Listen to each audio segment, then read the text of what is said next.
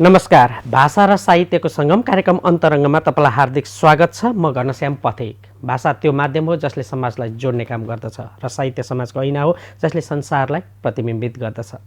कार्यक्रम अन्तरङ्गमा हामी यिनै दुईवटा तत्त्वहरूको सेरोफेरोमा रहेर आफ्नो सिर्जना यात्रामा लागिरहनुभएका सर्जकसँग अन्तरङ्ग कुराकानी गर्ने गर्दछौँ।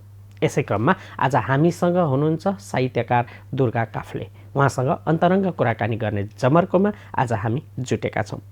कार्यक्रममा कुराकानी थाल्नुभन्दा पहिले प्रस्तुत गर्दैछौँ आजका हाम्रा अतिथिको व्यक्तिगत विवरण। विक्रम सम्वत 2020 साल ज्येष्ठ 15 गते लालीगुराँस नगरपालिका 1 तेह्रथुममा जन्मिनुभएका आजका हाम्रा अतिथि हाल दमकनौ झापामा बस्दै आइरहनु भएको छ। उहाँको माताको नाम स्वर्गीय कृष्ण कुमारी खनाल रहेको छ भने पिताको नाम स्वर्गीय पण्डित टङ्कप्रसाद खनाल रहेको छ।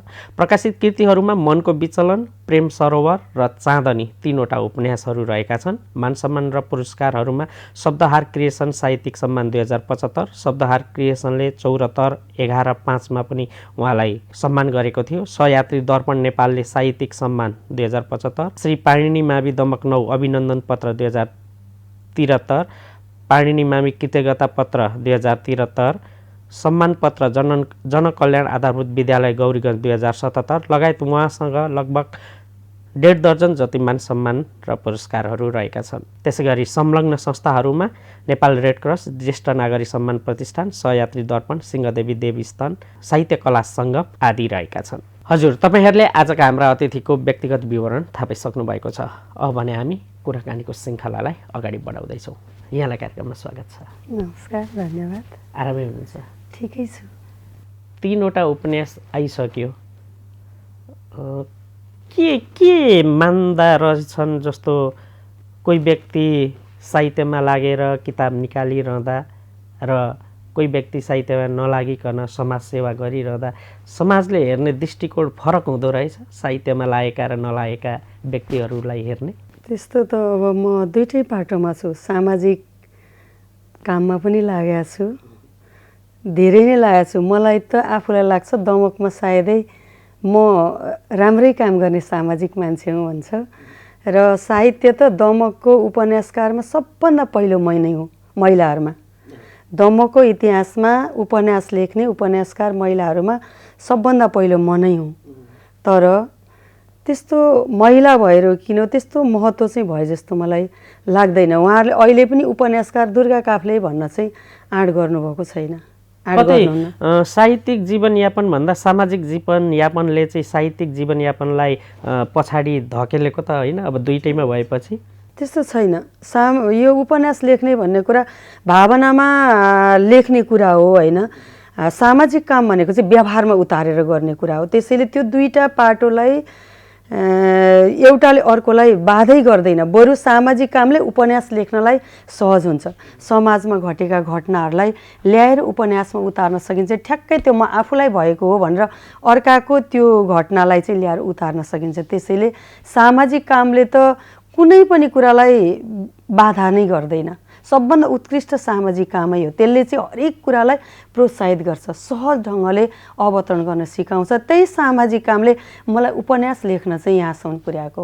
अहिले म जो कि कथा लेखे जस्तो, कविता लेखे जस्तो सहज हुन्न उपन्यास लेख्न।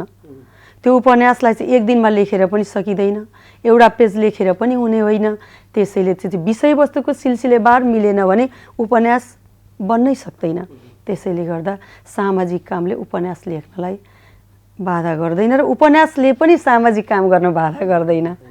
जस्तो कि एकजना महिलालाई सामाजिक काममा अग्रसर भएर हिँड्दा के कस्ता कठिनाइ आउँदा रहेछन्, त्योभन्दा बढी कठिनाइ साहित्यकार भएर हिँड्दा आउँछन् कि अलिक कम आउँदा रहेछन्? तपाईँलाई दुईटै पाटोलाई जोड्दै लाने भएँ है आज मैले। सामाजिक काम गर्न चाहिँ मलाई कठिनाइ भएन।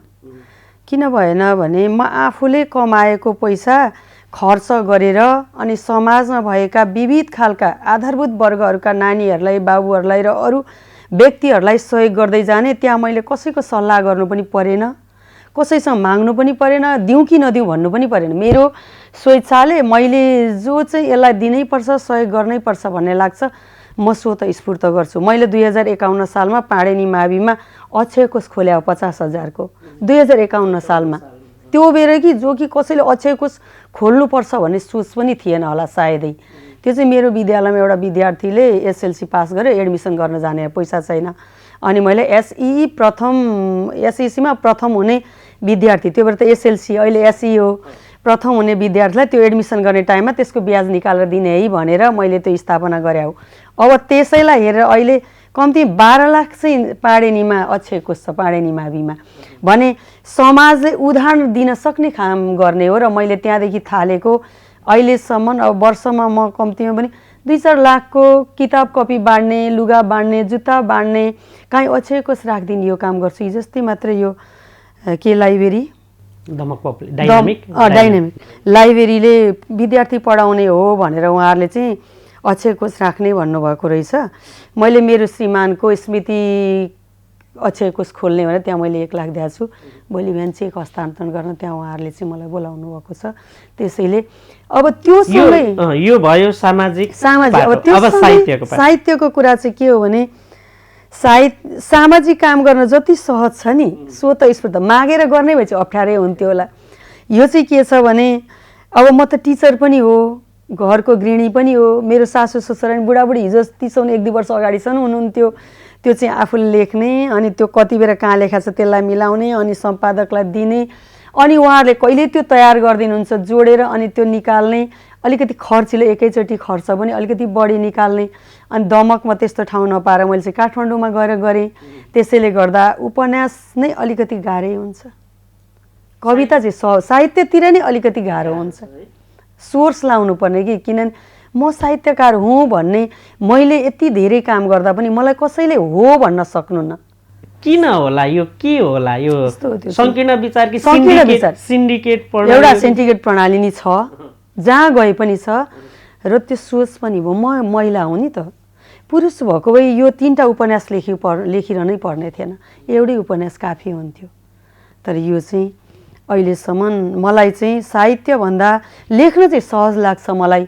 म ठ्याक्कै जे देख्यो त्यसैलाई उतार्न सक्छु, तर प्रकाशन गरेर आफू हाइलाइट हुन चाहिँ यसलाई चाहिँ गाह्रै देखाएको छु मैले। सिन्डिकेट चाहिँ तोडिएकै छैन, तोडिँदा नि तोडिँदैन।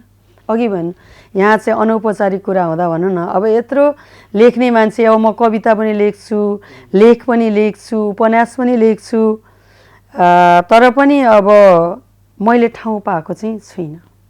तर मलाई गुनासो पनि छैन है। नेपालमा यही व्यथितिले गर्दाखेरि नेपालमा भने जस्तो सोचे जस्तो स्थिति नआएको होला। जोसँग क्षमता छ उसलाई त्यो क्षमता अनुसारको काम दिइँदैन, जो नजिक छ उसलाई दिइन्छ होइन। पक्कै पनि फेरि कुराकानी गर्नेछौँ। कविता सुनौँ होला एउटा। कविता चाहिँ मैले धेरै लेख्छु है। म चाहिँ कविता लेख्न सानो क्लासदेखि नै म कविता लेखेर चाहिँ फर्स्ट हुन्थेँ, अनि त्यसै क्रमलाई मैले लेखिरहेँ। बिचमा अलिकति ग्याप भयो, अब अहिले आएर फेरि कविता पनि लेख्नुपर्ने रहेछ भन्ने कुरामा म लागेको छु। मैले शिक्षासँग सम्बन्धित नै कविता चाहिँ सुनाउँछु। कविता त धेरै छ, अब त्यो सुनाएर यहाँ 2 दिनमा नि सकिँदैन सायदै। चोरी गर्न नसक्छ कहिल्यै न शत्रुले हार्दछ, भाइमा न त बाँड्नु पर्छ कहिल्यै नबोक्नु नै पर्दछ, भाइमा न त बाँड्नु पर्छ कहिल्यै नबोक्नु नै पर्दछ, जति खर्च गर्यो उति बढी हुने विद्या ठुलो हो धन, तस्मा सन्ततिलाई शिक्षित गरौँ चाहिन्न अर्को धन, तस्मा सन्ततिलाई शिक्षित गरौँ चाहिन्न अर्को धन, हामी सुन्दर वस्त्रभूषण तथा श्रृङ्गार केही नभई, रूपै छैन भने पनि सकलले सम्मान गर्ने सधैँ, सारा देश विदेश विश्वभरि नै विद्या हुने हो धनी, उसका लागि कतै कुनै चिज पनि हुँदैन केही कमी, पढ्नु पर्छ कि सुन्नु पर्छ अथवा देखेर केही कुरा, सङ्गतबाट कि जान्नु पर्छ अथवा भोगेर आफै पुरा, अर्काको कि त गर्नु पर्छ नभए कुनै कुरा नक्कल, वर्षा बादलले नदिकन कतै हुँदैन बाढी भल, गाग्रो शब्द भनेर मात्र उसको स्वरूप आकार केही थाहा छैन भने कसरी बुझ्नु बुझाउनु केही नभई मूर्त वेद ज्ञान मनमा प्रत्यक्ष केले हुने रूपाकार प्रवृत्त लोक बिचमा देखिन्छ सम्झाउने मूर्त वेद ज्ञान मनमा प्रत्यक्ष केले हुने रूपाकार प्रवृत्त लोक बिचमा देखिन्छ सम्झाउने। यति नै भने। कवितामा रुचि बढी छ कि उपन्यासमा बढी छ? यस्तो कविता 10 मिनट बस्न पायो भने आफूमा मनमा लागेका भावना तुरुन्त लेख्न सकिन्छ। त्यसलाई कुनै ठाउँै चाहिँदैन। मलाई त झन् कविता लेख्न कुनै ठाउँै चाहिँदैन। क्लासमा बसिराख्यो, स्कुलमा गइराखेको, खाना पकाउँदै गऱ्यो, सब्जी केलाउँदै गऱ्यो, मैले कविता लेखिहाल्ने हो। तर उपन्यास लेख्न, कविता लेख्न जस्तो सहज छैन। सिलसिलेवार, अघि भने नि सिलसिलेवार मिलाएर जानुपर्छ र उपन्यासलाई, त्यो उपन्यास लेख्न कठिन भएको हुनाले नै मैले अघि भने अहिलेसम्म दमकको पहिलो उपन्यासकार म नै हो। अब पछि लेखेर उहाँहरूले गर्नुभयो आफ्नै ठाउँमा छ, तर अहिलेसम्मको उपन्यासकार म नै हो। हजुर, हामी विश्राममा जान्छौँ है। यति बेला भने विश्रामको बेला भएको छ। विश्रामपछि हामी पुनः उपस्थित हुनेछौँ।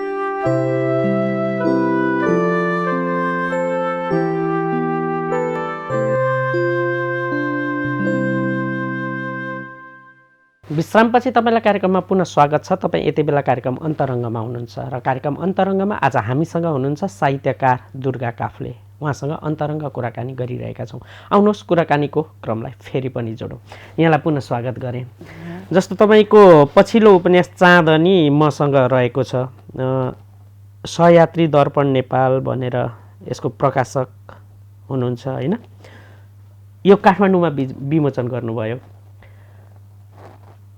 उपन्यासलाई अथवा अहिले लेखिएका साहित्यकारहरूले आफ्नो लेखलाई केही आर्थिक पाटोबाट पनि हेर्ने गर्नुहुन्छ। तपाईँले कसरी हेर्नु भएको छ आफूले निकालिरहेका पुस्तकहरूलाई? मैले आर्थिक पाटोलाई हेरेको छुइनँ। अहिलेसम्म मैले साथीहरूलाई बाँडिसकेँ। बेचेको भनेको त छँदै छैन। अब दोस्रो प्रेम सरोवर हो। त्यो प्रेम सरोवर चाहिँ मसँग त्यसपछि कोरोनाको विविध कारणले गर्दाखेरि त्यो प्रेम सरोवर मसँग अझै पनि छ। र यो चाँदनी भन्ने चाहिँ हिजोस्ति मैले विमोचन गर्न तयार गरेको पुस्तक हो। मैले 500 कपी छपाएको छु।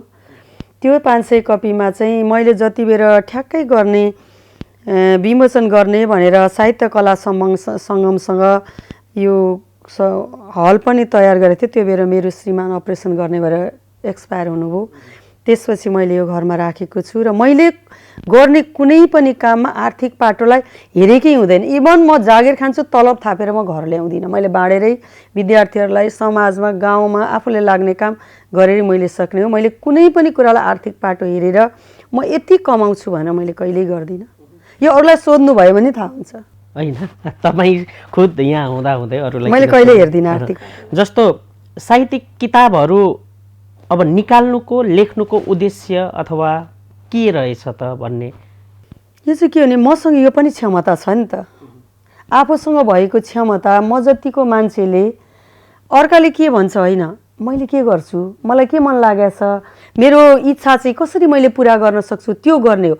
यो पढ्ने धेरै साथीहरूले राम्रो हो भन्नुहुन्छ, विवेचना हुन्छ, उत्कृष्ट लेख्नु भएको छ भन्नुहुन्छ, त्यो पनि मेरो गर्वको कुरा हो नि त।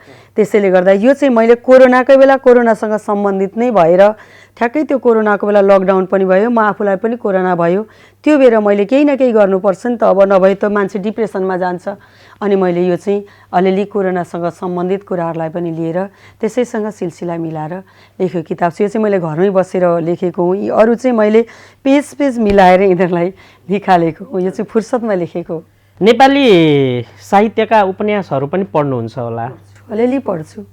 ती उपन्यासहरू र तपाईँले लेख्दै आइरहनुभएका उपन्यासहरूमा केही तात्विक भिन्नता छ? म कसैको उपन्यास र लेखलाई नक्कल गर्दिनँ। किन भन्नु न, यो चाहिँ मैले सिएल डिप्लोमा पढ्दा जति उपन्यास पढेँ त्योभन्दा यताको उपन्यास कसैको पनि हेरेर मैले लेखेको होइन। मलाई के, म विशेष गरेर सामाजिक महिलाहरूका मुद्दाहरू पनि हेर्न जान्छु नि त। बोलाउनुहुन्छ, म कुनै उसमा नभए पनि मलाई बोलाउनुहुन्छ, निष्पक्ष बोल्छे भनेर बोलाउनुहुन्छ। त्यहाँ जाँदा जे घटनाहरू देख्छु नि म, त्यो घटना ठ्याक्कै कल्पनामा आफूलाई भए जस्तो लाग्छ कि मलाई चाहिँ। अनि त्यो सिलसिला मिलाएर लेखेको पहिली यो लेख्दा राम्रो भन्नुभयो, मनको विचलन जब लेखेँ मैले, उहाँहरूले भन्नुभयो पहिलो उपन्यास यति राम्रो लेख्ने चाहिँ उपन्यासकार हामीलाई थाहै थिएन दुर्गाजी, कसरी लेख्नुभयो भन्नुभयो कि काठमाडौँमा। त्यहाँ चाहिँ धेरै उत्कृष्ट साहित्यकारहरू बस्नुहुन्छ त्यहाँ चाहिँ। अनि त्यसपछि मैले ल तपाईँलाई योभन्दा अझै उत्कृष्ट लेख्नुहोस् न भन्नुभयो र मैले त्यो प्रेम सरोवर लेखेँ। त्यो अझै राम्रो भनिदिनु भयो। अनि त्यही मलाई चाहिँ एकदम उत्साहित बनाउनु र मैले त्यो लेखेको छु। अब त्यो चाहिँ चाँदनी, अब त्यसलाई चाहिँ यसपछि प्रतिक्रिया आइसकेको छैन। तर अस्ति जतिले हेर्नुभयो उहाँहरूले चाहिँ यो तिनटै हेरेर पढेर गर्ने भन्नुभयो र मैले तिनटै दिएको थिएँ। यी दुईवटाभन्दा त्यो उत्कृष्ट छ भन्नुभएको छ। अब यसको चाहिँ यो मेरो श्रीमानको वार्षिक सकिएपछि अनि यसलाई चाहिँ बाहिर लाने भनेर त्यसलाई राखिरहेको छ। केही अरू पुस्तकहरू आउँदैछन् प्रकाशनमा? म लेख्दैछु। उपन्यास नै हो। उपन्यासमै भिज्यो। कविता, एउटा कविता पनि निकाल्छु भनेर थालेको छ। एउटा मैले त्यो रामायणको सीता र रामको बारेमा पनि धार्मिक कुराहरू पनि म पढ्छु। बुवा चाहिँ पण्डित, यता ससुराबा पनि पण्डित भएको हुनाले त्यसलाई पनि मैले चाहिँ त्यो सिलसिला मिलाएर लेखेर एउटा तयार गरेको छु। सायद यो पनि कविता पनि एउटा निकाल्ने सोचमा चाहिँ छु। भनेपछि तपाईँलाई साहित्यिक कार्यक्रमहरूमा नदेखिनुको कारण तपाईँ समक्ष साहित्यिक कार्यक्रमहरूका सूचना नै नपुग्या हुन्? यति 3वटा किताब निकालिसक्दाखेरि पनि साहित्यकारहरूको भेलामा जमघटमा तपाईँ छुट्नु भनेको के सम्झिने यसलाई?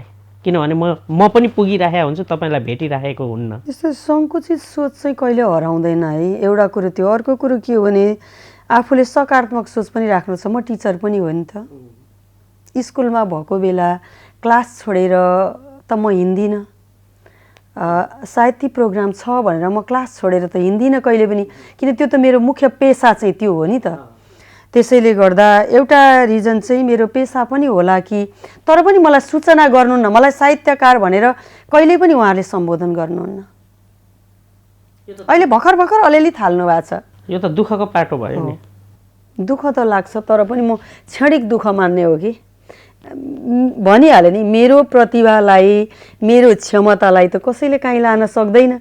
इतिहासले त यो मेरै इतिहासले त यो उपन्यासहरू त त्यही इतिहासमा रहिरहने कुरा हुन् नि त। अनि इतिहास त कसैले सकेर मास्नै सक्दैन नि। त्यस्तो मन पनि दुखिहाल्दैन कि, अलिकति छ्यास सुन्ने बित्तिकै मन दुख्छ। त्यसरी यस्तै हो भन्ने लाग्छ, वास्तै लाग्दैन, त्यस्तो लाग्दैन। हजुर, हामीले कार्यक्रममा 2वटा कविता सुन्छौँ भनेका थियौँ, एउटा सुनिसक्यौँ, अब एउटा सुनौँ। भन्छन् मानवता अधिकार अब भो उस्तै छ सारा स्थिति, नारी जागृत भो र बिक्री हुन गई विदेश पुग्छन् कति। चोरी भइकन दिनदिनै लगिसके नेपालका बालक, बेरोजगार किसान भूमि नहुने उस्तै छ लौ हालत। भिन्नै शासन भो अवश्य बता नेपाल राम्रो गरे, भन्दै थिए अरू देशले तर पछि षड्यन्त्र नेता परे। मेधावी गतिलो जनप्रिय भए षड्यन्त्रमा पर्दछ, सत्ता पक्ष नभई विपक्षतिरमा कानुन के गर्दछ। लङ्का भारत पाक बङ्गतिर औ पाश्चात्य जहाँ तहाँ, हत्याको छ प्रचार विश्वभरिमा अहिले लोकतन्त्रमा। पत्ता हुन्न कुनै कुरा पनि कतै खोजी गरेमा पनि, जान्नेले पनि भन्दिँदैन डरले फेला पराउँला भनी। काम क्रोध र लोभ मोह नहुने हुन्नन् कुनै मानिस, भिन्नै हुन्छन् कि मनुष्यहरू सारा ती न्यायाधीश। तिनले जे जति गर्दछन् सब कुरा स्वतन्त्र निष्पक्ष छ, खुल्ला द्वार छ छैन कोही घरमा राखेर के बस्दछ। देउता भूपति धर्म कर्म कतिले आलोचना गर्दछन्, न्यायाधीश स्वतन्त्र छन् उनीहरू जे गर्दछन्। बोलेमा अपमान भो भनी अरू थपिन्छ दण्डाधिक साक्षात् यी यमराज हुन् पृथ्वीका जो छन् ती जीवान्तक साक्षात् यो यमराज हुन् पृथ्वीका जो छन् ती जीवान्तक। हस् धन्यवाद। यो मैले त्यो हाम्रो न्यायाधीशहरूले बनाउनु भयो नि प्रधानमन्त्री परमादेशको सरकार त्यसो र यो फेरि सिधै भन्दाखेरि अब म टिचर हुँ अलिअलि हुन्छ कि भनेर त्यो बेला मैले यो लेखेको हो है। यो अलि लामो छ, मैले छोटो मात्रै भने, त्यही भएर अरू कुराकानीमै लाग्ने हो कि भनेर। अब लगभग हाम्रो समय सकिन लागेको छ, हामी अन्तिम क्षणतिर आइसक्यौँ होइन। हामीसँग लगभग 2 मिनट बाँकी छ होला। आगामी यात्रालाई साहित्यको कस्तो तरिकाले अगाडि लाने सोच राख्नु भएको छ? अहिले मैले त्यत्रो धेरै कुरा सोचेको छुइनँ। अहिले म अलिकति टेन्सनमा पनि छु। मैले अब अहिले 1-2 महिना भएको हुनाले लेख्न पनि सकेको छुइनँ। मलाई अब आफ्नो अहिले एक खालको जीवन कथा त्यसलाई सिलसिलाबद्ध ढङ्गले लेख्ने र आफ्नै श्रीमानको बारेमा लेखेर त्यसलाई चाहिँ अन्तिमसम्मलाई त्यसलाई पुरा गर्ने भन्ने सोचमा छु। अब त्यो फ्रेस हुनुपर्छ र मात्रै लेख्न सक्ने हो। अहिले मैले ठ्याक्कै लेख्नै थाले होइन, त्योभन्दा अगाडि अर्कै लेख्न थालेको थिएँ। अब बिचमा आएर यो परिस्थिति सिर्जना भयो। अब कति लेख्न सक्छु भन्ने कुरा चाहिँ भोलिकै दिनमा हो। तर पनि म चुप लागेर चाहिँ बस्न सक्दिनँ। राजनीतिको पाटो छँदैछ। अब म त जिल्ला कमिटी सदस्य पनि हो होइन। त्यसैले अब महिलाहरूले लडेर ल्याएका अधिकारहरू जो छन् ती अधिकारको सुरक्षा र संरक्षण पनि भएको छैन, लागू पनि भएको छैन। त्यसैले गर्दा अब त्यताको पाटो पनि लाग्नै पर्छ। त्यत्तिकै बस्न मनले पनि मान्दैन। तर पनि लेखाइलाई नै निरन्तरता दिने सोचमा चाहिँ म छु। हजुर, यहाँलाई धेरै धेरै धन्यवाद हाम्रो कार्यक्रमसम्म आइदिनु भयो, त्यसको लागि। आगामी दिनहरू सफल रहन्, साहित्यमय रहन्, सामाजिक कर्तव्यहरू निभाउँदै जानुहोला, हाम्रो अग्रिम शुभकामना छ। जाँदा जाँदै आम दर्शक श्रोताले हामीलाई हेरेर सुनेर साथ दिनुभयो, के भन्दै बिदा माग्नुहुन्छ? अब मैले पनि उपन्यास लेखेको छु। पहिलो त आफ्नै कुरा हो है। खोजी गरेर दुर्गा काफ्लेले उपन्यास लेख्नु हुँदो रहेछ। हिजोसम्म दमकमा चाहिँ कसैले प्रचार प्रसार गरिदिनु भएको थिएन र मैले आफूले पनि गरेको थिइनँ होला। अहिले चाहिँ मिडियामा ल्याएर हजुरले चाहिँ हिमशिखर टेलिभिजनले यत्रो गरिदियो। उहाँ हिमशिखर टेलिभिजनलाई धन्यवाद पनि दिन्छु र साथीहरूलाई मसँग पुस्तकहरू छन् आएर लगेर पैसा तिरिरहनु पर्दैन, लगेर पढिदिएर मलाई फिडब्याक दिनुहुन्छ भन्ने एउटा अनुरोध गर्छु। र हिमशिखर चाहिँ कुना कुना पुगेर सबै खालका मान्छेहरूलाई, सबैका सोचहरूलाई चाहिँ यहाँ प्रस्तुत गर्ने ठाउँ दिने उत्कृष्ट हिमशिखर हो। त्यसैले हिमशिखरमा र हजुरलाई चाहिँ धेरै धेरै धन्यवाद दिँदै मेरो भनाइ यही अन्त्य गर्छु। धन्यवाद। हजुर, कार्यक्रम अन्तरङ्गको लगभग समय अवधि आजको लागि सकिनै लागेको छ। हामी अर्को हप्ता फेरि पनि नयाँ श्रृङ्खलामा नयाँ अतिथिको साथमा उपस्थित हुनेछौँ। तबसम्मको लागि कार्यक्रम अन्तरङ्ग तथा कार्यक्रम अन्तरङ्गका सम्पूर्ण युनिट बिदा चाहन्छौँ। हवस् त, नमस्कार।